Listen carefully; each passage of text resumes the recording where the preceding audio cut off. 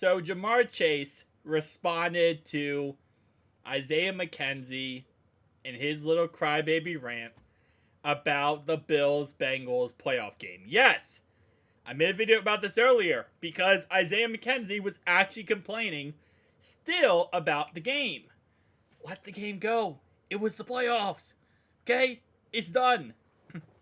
He's also on the Colts now, by the way. Here's what he had to say. He said if we were in the dome, it would have been a totally different game.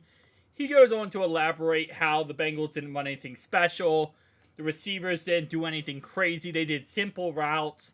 And that, if they would have ran simple routes to the Bills, they would have been just as successful. But the fact is, they didn't.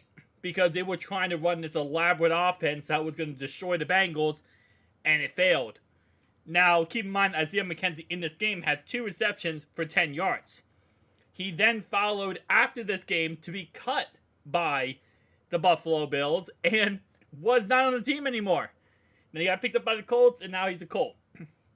Well, Jamar Chase responded by saying, "My first time ever playing in the snow, bro. Just gotta play at the end of the day." And I think that's like the perfect icing on the cake.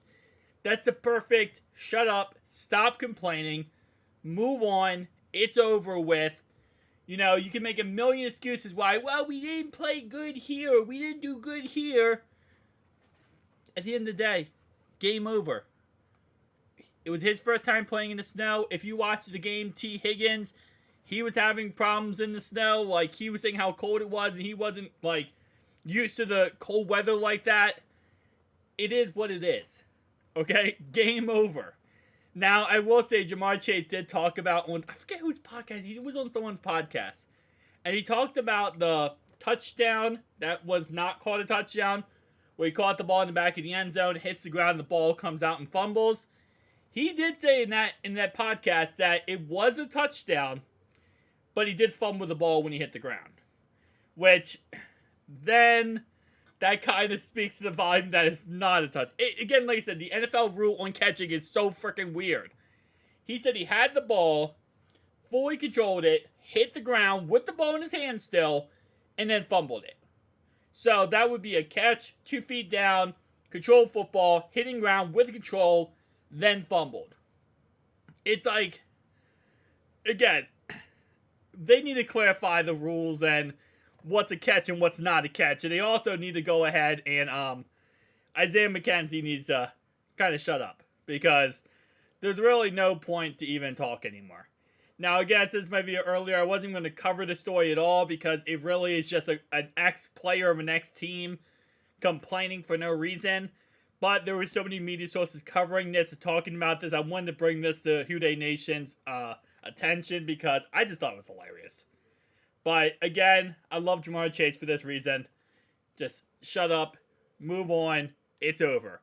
And just taking a look at this game again, the slaughter fest it was, so beautiful because it's going to happen this year again. And what happens this year when we beat them in Cincinnati?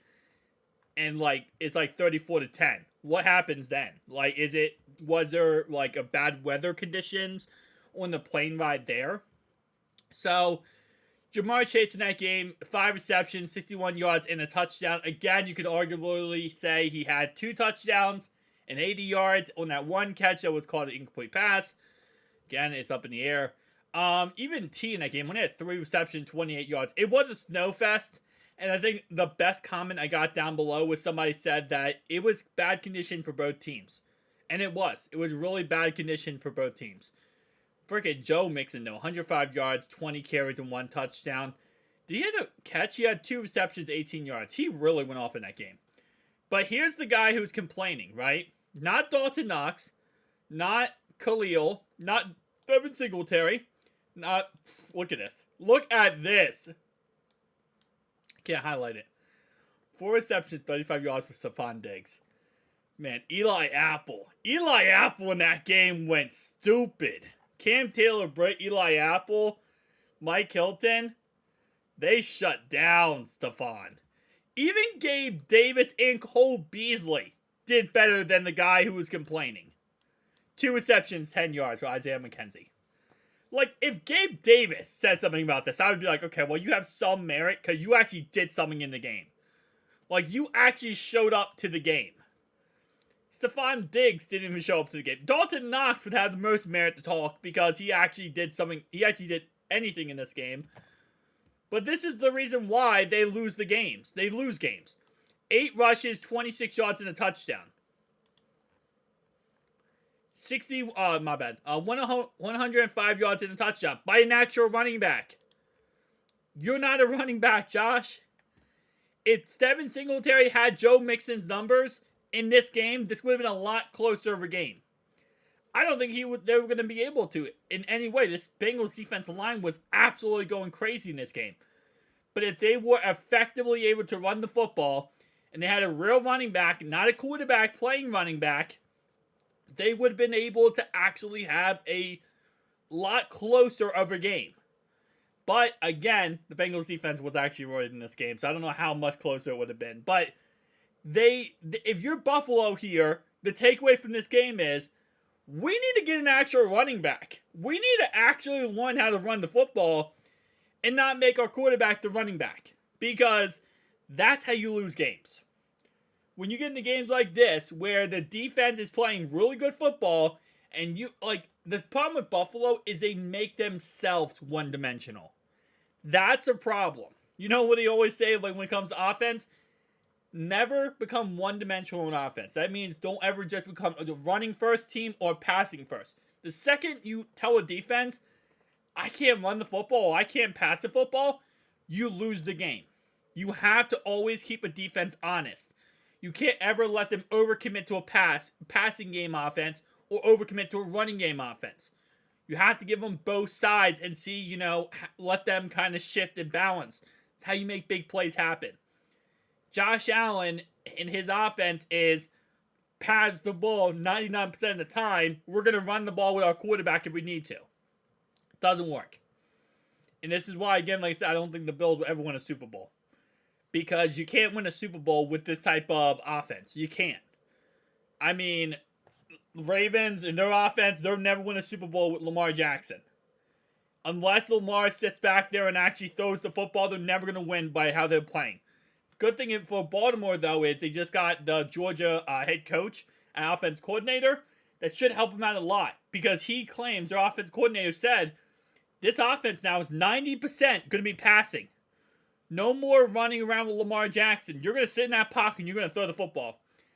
That's when he's going to get exposed. I think they're going to learn real quickly it doesn't work with Lamar. He's not Joe Burrow. I'm sorry. He's not Joe Burrow. But Allen and the Bills. The takeaway here, and I'm going to use it in this context of what Jamar Chase probably should have said, learn how to be multi-dimensional in a game. Learn how to do more than one thing. Because when you become a one-trick pony, you're going to lose every single time. This is the last time we're going to be talking about this stupid freaking game. And I say stupid because it was a stupid game. The freaking Bengals absolutely annihilated this team. But Isaiah, enjoy your time in Indy. Try not to lose a game in Indy and then start complaining when you're not really even the star player. Jamar Chase, as always, A+ work. Peace out.